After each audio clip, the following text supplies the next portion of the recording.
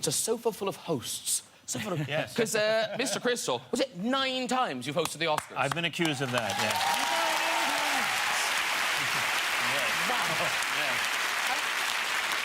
I've read where, as you travel the world, kind of that's what you recognise even more than the movies you've been in. A lot of times, yeah, they'll call me Oscar. They actually will call me Oscar. I have to stand like this. Because, Hugh, you've done it once. Once, yeah. But can you enjoy it, or is the whole evening just spent, oh, my God? Yeah, you know, the worst thing about it, I don't know if you found this, when I went for my first production meeting, they said, great, Hugh, we're very excited, and they gave me a one-sheet page to talk about the show. It had segment 1, Hugh Jackman, opening, 7/8 minutes, question mark. Commercial break 1. Segment 2, I'm like, OK, can we just stop there for a second? What do I do in the 7-8 minutes? Don't worry, it's up to you. And I was like, OK, I'm not, you know, I'm not Billy Crystal, right? That's what And when I'd sort of sorted out the first 7-8 minutes, then I kind of enjoyed it. And It's daunting when you walk out and you see... This is a great audience, but imagine that it's all gigantic movie stars with big heads. Right. Because they all have big heads. They have Meryl Streep, gigantic head. Jack Nicholson, all head. Everyone's got huge heads. They do. Did you have a... cross my mind. It's true. Movie stars have big heads. Yeah. You know, all the way back to Jimmy Cagney. Chaplin had a huge head, tiny body. The camera sucks it up. This big head. Can I just say, how did you fill that 7 or 8 minutes? Well, I did a song. I did a bit of You did a song with a card trick, But I'll never forget, it was Valdez, the stage manager, and he was like, Hugh, you're on in 30 seconds. And it's 1 billion people you're about to go out. Exactly what he said to me. He goes, you're on 25, there's 1 billion people out there, good luck. And these stories say, Mary and Paul, the amount of innuendo when you're tasting, you know, things like soggy bottoms and, oh, it's so moist and it lingers and all that sort of stuff. So what we've done is we've got some genuine lines. These genuine lines that Paul and Mary said on the show. It's from a meringue masterclass and various other bits and pieces. So if we read it out, Billy, if you want to be Paul, these are Paul's lines. And Hugh, if you want to be Mary, sure. You be Mary. Sure. And so you've got your lines there. Now let's just sex it up a bit. Sandy and the band, are you still there? Yep. Okay. So if you kick in with some kind of, you know, sexy music. All right. Go you, yeah. So first of all, squeeze your bag. Is it trickling down? No. Nothing. Did you give it a bit of a shake? I did give it a bit of a shake, actually. You've got to beat it until it's really stiff. Mary. Load of moisture in there. That's why it wets the finger.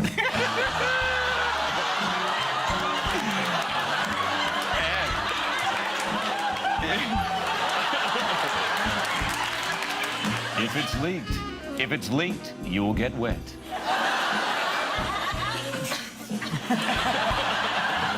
Right.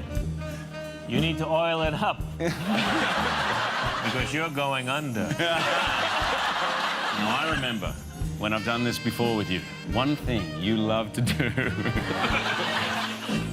is put it over my head. And one day, it will come all over me. Beautiful.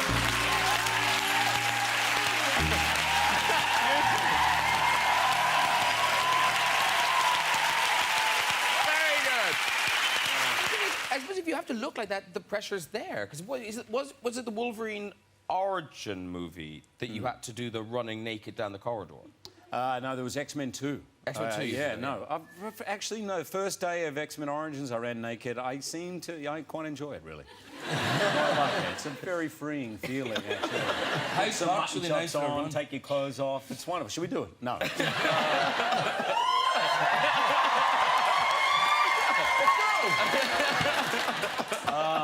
Pineapple running gag. I remember we had to go down this hallway and I had to run. I was meant to be naked, and it was very dark, and I jokingly went in, I said, I want a closed set for this, and the first AD was laughing. Anyway, we went to the first take, and I'm running. It's a very intense scene where I first realise I have an adamantium skeleton, I've been experimenting, I'm naked, there's blood, and I'm like, ah! And as I run around the corner, the first AD had the entire crew of females, all the females on the crew, with like $5 notes going, woo! And of course, the first thing I did was like, oh! I did cut myself on the inner thigh. Oh! Because I saw like, oh! When you say the inner thigh, do you mean Actually, thankfully. Wow. Wolverine, he no age, Call me he no Hugh, get please. younger. The illusion is complete. Wolfie. They call me Wolfie. Wolverine. I'm not a wolf, I'm a Wolverine. Yeah. What? There was no end of disrespect on the set. Let me tell you. Nick Holt was the best. The first day of shooting, you remember the very first shot in that trailer in the hallway, that blue hallway, and Nick Holt came on. It's his first day, and he goes, "Oh man, I'm freaking out." I said, "What, man? It's okay. We're just in the scene." He goes, "No, I'm freaking out, man, because I saw you walk down this hall, and I was such a fan. I was like 8 years old." I said, "Stop right there. No more stories. Don't talk to me again." Sorry, Wolfie. Because I read that you felt you had to kind of keep up with the kids. Yeah, I did You feel all like look the the uncle. same age. You do look all the same age, but... Yeah, plastic surgery here, myself. Me too, I got these lines put in. To match Ian McKellen. Crying out loud. Exactly. Wonderful. Yeah, no, I did feel like the old man. I mean, these guys were running around the trailer park. We call it trailer park because there were literally like 100 little caravans shooting each other with BB guns. Awesome! Yeah, awesome. Amazing! Yeah, until you shot one of the actors in the face and he started to bleed. Well, that was quite On Broadway, when you did The Boy from Oz, which I saw and just thought was brilliant, but you encouraged the audience, didn't you? But there was 10 minutes every night of ad-libbing. Yes! There you go.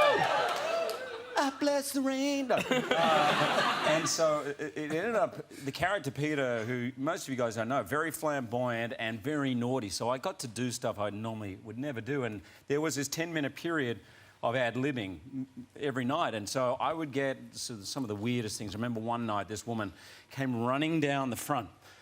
Peter, Peter, Peter, from the back. He came right down to the front and took her top off.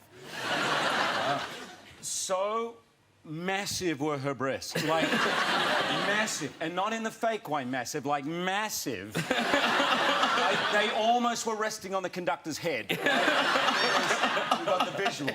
Another night, as I was doing it, I just heard out of the corner of the back of my... Where? Where did I hear it? Out of the...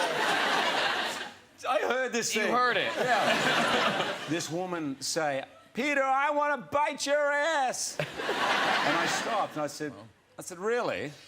She goes, "Yeah, I want to bite your ass." I said, "All right then, sweets, come on down here." Right?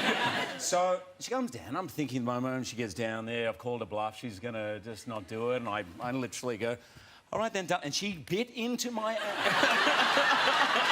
I had literally like a welt. Like a top, like, what the? What? She goes, "Well, you said I could." I was like, "Yep, there you go. I learned my lesson." Oh, Hi, everybody. How are you? Nice. Nice. They spoke to us. Is it, by the way, now, obviously you chatted backstage, but do you know each other? Have you met? We have met. We have met quite a few times yeah, at Wimbledon, That's right. at the Met Ball in The New Met York, Ball. and a couple of other places. All right, you're old friends, fine. Yeah. Actually, how did you recognise him? Did you recognise him at Wimbledon?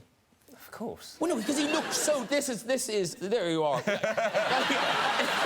It looks like you're in disguise. He did come up to me asking for drugs, but apart from that... Kidding, that's joke. Now, are you a football fan? Yeah, I love all sport. I mean, we have to be because he's in. Right? Yeah. Yeah, but...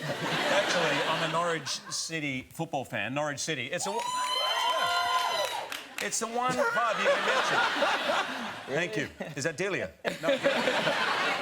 But no one's upset with you for supporting Norwich. Everyone goes, "Oh, all right." But no one. You did trials for Norwich City, I didn't you? did, a long time ago. Yeah, A it didn't long work time out. ago. They didn't No. see any talent. I was only there for a couple of weeks. Yeah. And, David, do your kids know who you're on the couch with tonight? Yeah, they are well aware of it, but it's quite late tonight, Yes. so obviously My youngest son, it's his birthday tomorrow, so he's in bed early, trying to kind of get to his birthday a little bit quicker. Is this Cruz? But they're well aware, yeah, it's Cruz. But Cruz, Cruz of all people. Here's Cruz, look.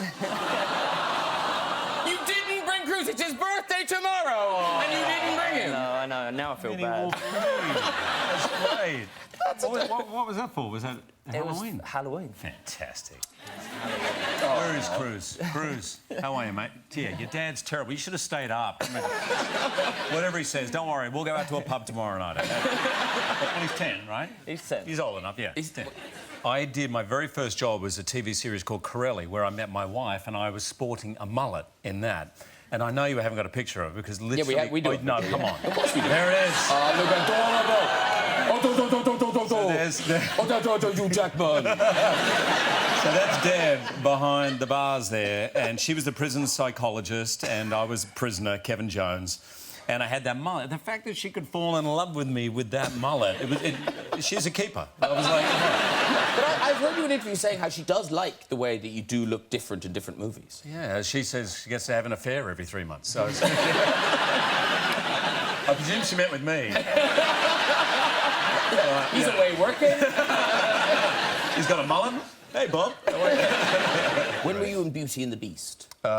Straight after Corelli. Oh, right. Literally straight after, yeah. So this was you as Gaston. Yeah. Oh, look at all. Now, this... I don't know if this story is true. It sounds on... Is this story true? It sounds unbelievable. Oh, OK, I know the story. It's true. It's... How is that possible? It was my most embarrassing moment in life, where I was getting these headaches. It was my first job I'd done in a musical. And I was getting headaches, and I went to a naturopath, and he said, oh, you're dehydrated, you're sweating every night, so you need to drink 3 litres of water a day. I was like, 3 litres? So, of course, me being me, I drank 4 litres, right, thinking 3 or 4. So I have a routine when I go on stage, and I was on about 5 minutes after the show goes up. I always pee when they say places. Places, ladies and gentlemen, you hear it, and I go and pee. So I peed. I'm waiting backstage, and I'm like, I've got to go again. I've got to go again. No, I've really got to go again. And that was my cue. So I walked on stage really needing to go again. And that first number was very energetic. And it was during that number where I pick up Belle, I literally have to pick her up, and as I'm picking her up, I'm like, oh. Now, that's when I realised the muscles you need to release to sing are the very ones you need to tense to hold on. So by the end of the number, I was literally bursting, and I managed to hold on. And I remember the girl playing Belle was looking at me because I was singing like this. And so it came to the last note. I was humiliated. I have to demonstrate this. So, front of the stage here, and the very final note's a big F sharp and big... And I say, will you marry? And I say a little line. I'm thinking, if I sing this note, I'm peeing my pants. If I don't sing this note, I'm humiliated in front of 2,000 people. Me.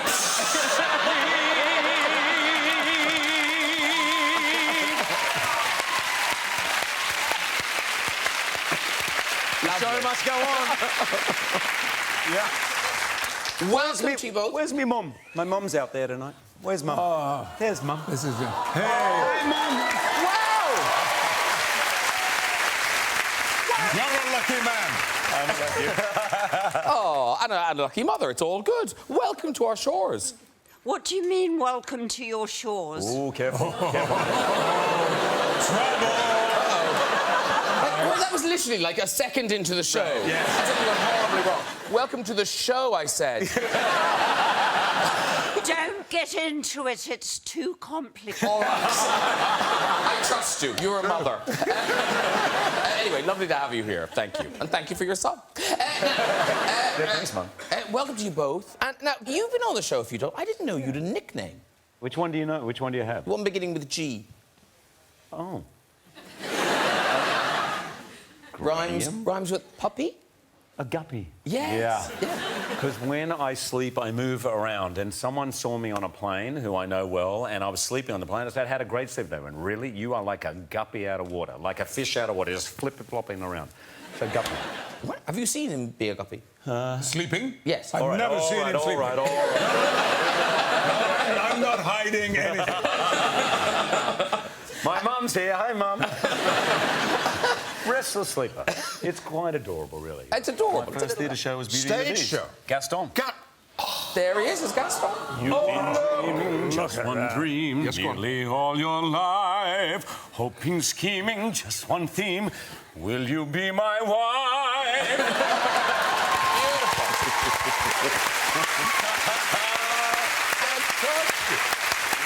You play P.T. Barnum, and it's one of those things where you were like the part and you. It's such a great fit. You seem to love being the showman.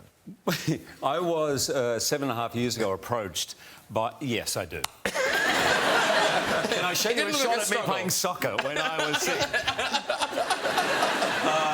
I do kind of love it. I'm a ham. I'm a ham from way back, and somehow I feel really comfortable on a stage. I always have, and I was involved from the very beginning. So if I'm not good in this part, I literally will never be good again, because it was a dream for me, for all of us. Well, Zach's done it 4 times before, but to be in a movie musical is a dream, and it doesn't come along all that often. Yeah. And so we spent 7 years. We wanted to do something original music, and I think the music is phenomenal.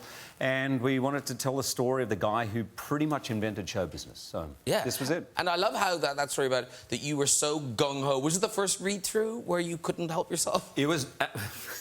It was the final read-through. So we did 4 workshops over 4 years. Wow. So the final read-through, there were about 80 people, and every single one of them with a checkbook in there. Like, so it was, will this or will it not happen, based on this one performance. Yeah. We had an 8-piece orchestra. We had everyone there performing. And the day before, I had a skin cancer operation. So I've had 3 or 4 of them, and I had to get it done. And so I had 80 stitches in my nose, and I plastered up and said, great, I'm back to rehearsal. I'm going to sing tomorrow. And he goes, the doctor's like, no, you can't sing tomorrow. Because the stitches may come apart. And I said, you don't understand. This is our make or break. I've got to sing. And he goes, you can't sing tomorrow. So I went in, made the announcement to everyone that I couldn't sing, and someone was there to sing the songs for me. But when it came to From Now On, which is the last number, I was just so taken up by the moment. I thought, I'll sing the first line. So I sang the first line, I sang the second line, I sang the third line, and then I was singing. With the soccer ball right there. And, In terms of circus and the world of circus, oddly, Hugh Jackman, this isn't your first foray. You did some fine clown work earlier in your life, didn't you? I was a clown at kids' parties. Now, I think we've got a picture of Coco. This is Coco. It's a rented costume. Coco and Bozo. We really put zero thought into this, but I could juggle at the time, and I was very good with the 3-year-olds or 4-year-olds party. Because they really just dress up, you're done, right? Yeah. And I remember once getting a little cocky, and I did an 8-year-old's birthday party. All you're hired to do is to keep the kids occupied for an hour. We've got some mums and dads here, so that mums and dads can drink, right? Am I right? So about 5 minutes into my shtick, this little 8-year-old kid, who I hate to this day, stands up. Mum! Dad! This clown is crap! Shut up, kid. And I pull out the thing. I would juggle eggs. I could juggle eggs, and then occasionally I would crack one. And hey. So I just said, "Here, kids, eggs." And they were throwing eggs at me. I literally walked out, took off that wig, and I never went back again. That was it. Aww. That was it. No more Coco. Your skills are because obviously in things like the Prestige, you had to learn special skills. Yep. And you can properly juggle, can't you? I used to be able to juggle. Because tonight, because it's The Greatest Showman, you know, we were thinking about people's skills and special skills. Yeah. So, there's things. Can you juggle those things? Like, there's right. No, yeah, Sure. do that. Be good. There's a selection of fruit. If you want to juggle a selection of fruit. Right. Should we go oranges? Go oranges. Right, go oranges. We'll go oranges. Okay. Oh, you really can. Tricks. Oh, I got one. There you go. Same time.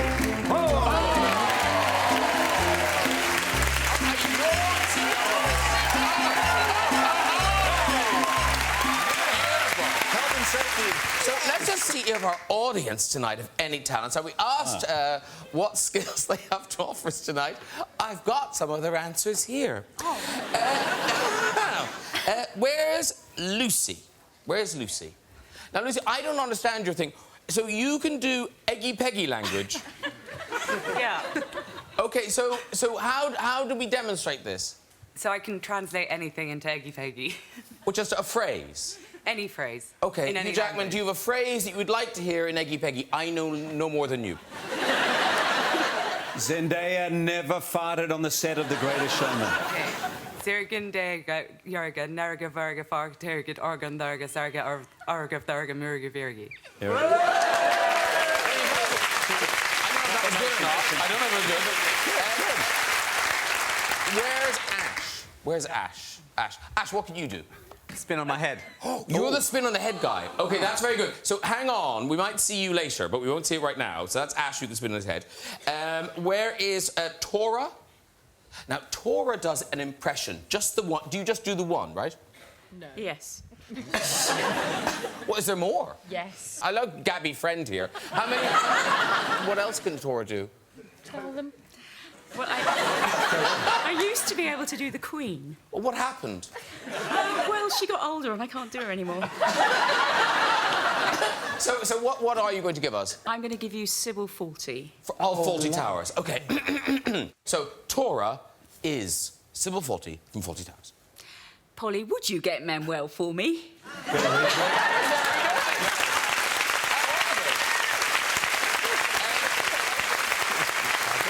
Now, Mike... Where's Mike? Now, Mike might be a good companion trick for your moving ears. Oh, okay. Mike can, it says here, uniquely fold his tongue. Oh. OK, so we need to get nice and close to Mike's mouth. OK, and here we go. Mike, folding his...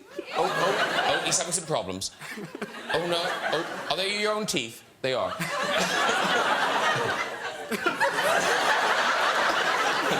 Don't get sick, Mike. No. Not yet? Not yet. OK. No, in fairness, you know, professionals are having trouble, so... Never play a trick with your tongue on this show. Yeah. No, I do a mean Wolverine. Oh. Let's see your mean Wolverine, then. That's good. Who knew that was coming? Oh, well done, all the talented people in the audience. Very good. Why didn't I think of that? I know. No, he had the ends of his fingers I remember I was in an amateur production of West Side Story in the eastern suburbs of Sydney, and I had the role of Tony, and it's a very high tenor role, and I'm a baritone, a high baritone. At the time, I could not sing those notes. And I said, guys, I can't sing that notes, you'll be fine. I said, but I can't sing that, you'll be fine. And every night I would go out there, every night, there was 3 performances, every night. I went out there, Maria, Maria, Marie. And I would go... pointing to the sound guy in the wings, like, you've let me down. Every night, the sound guy in the wings is like... I would just take it. Dame Judi Dench, do you know everyone on the couch? Well, I do now. Oh, good. We've had a bit of a hug back here. Oh, nice. Oh, yes. It was a warm hug. hugs were flowing. But you've met Hugh Jackman before, I think. We did. Oh, we met. Oh, we did. Oh, we met. We did once. Once. You only remember once? Is that all I remember? Yeah, there's many more times, Was it a Judy. fortnight? It was at least a fortnight. No, didn't you met in a corridor, didn't you? We did meet in a corridor.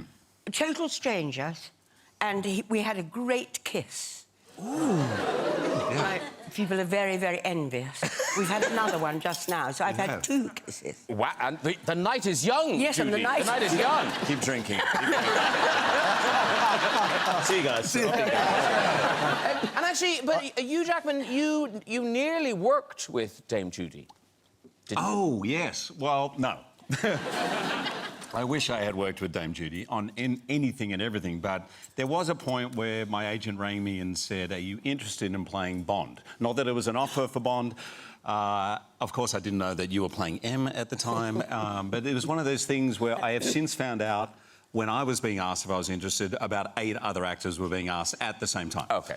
Including Daniel Craig. So there we go. Can I tell a little story about Judi? Oh, please do. Yeah, which you can cut out later. But the first time we met was backstage at a Royal Command performance. I think it was Hey Mr. Producer. It was 1998 or something. I'd just come to London. I was doing Oklahoma, and I was going to sing a song from Oklahoma, and you were singing Send in the Clowns. There was a number of different performers, and I will never forget this. I was so nervous. I'm in London, Queen, the whole thing. Everyone's there. And as I came down the stairs, you were performing before me.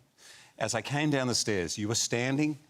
The stage is right there. You were right next in the wing, and you were like this. You were going, "Why did I say yes? Why did I say yes? Why did I say yes?"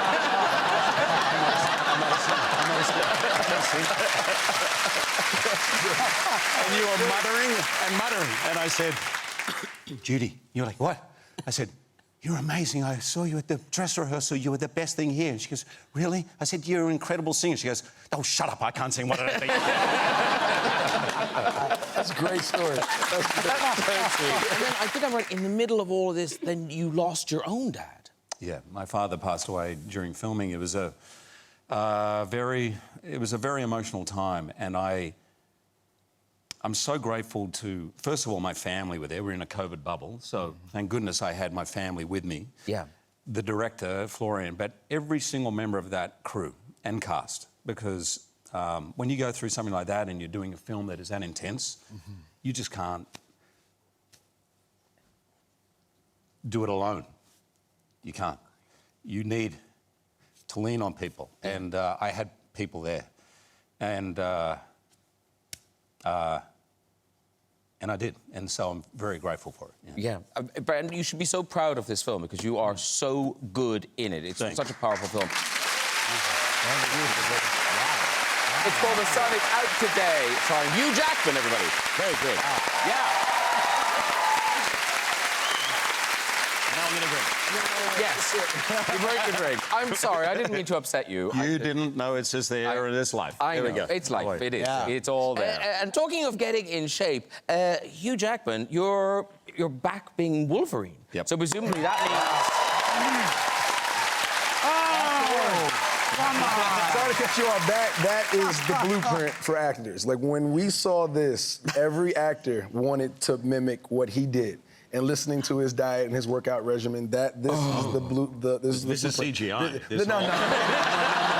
That's donuts and sugar right before you shoot. You know what I'm saying? 100%. Dehydrating yourself. Yeah. And that's where I got it from. Really? Yes. Wow. Yeah. But I wasn't directing at the same time. Yes. But I mean, so obviously there's a lot of gym work, but the diet is even worse in a way. That's the thing I didn't realise. Bodybuilders will always say their body is 70% their diet and only 30% their training. Because I assumed it was all about pump and iron, but it's a science. The whole eating thing is a science, and I complain about it all day long. I'm in this thing right now where I'm eating 5,000 calories a day. I'm just loading, eating, and I'm complaining. And my wife's like, "Shut up. If you complain about eating, I'm going to kill you."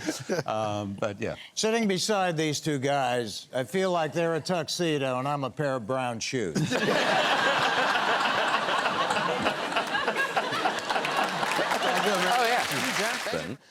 You've worked with the Wasp, Evangeline Lilly. Yes, Evangeline Lilly on Real Steel in 2010. That's right.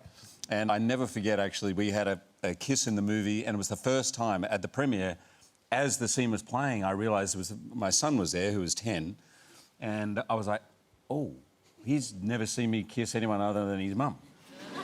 And I looked, as we're going for the kiss, I looked at him, he was like... And I looked over and he looked at me and he goes, "You're in so much trouble."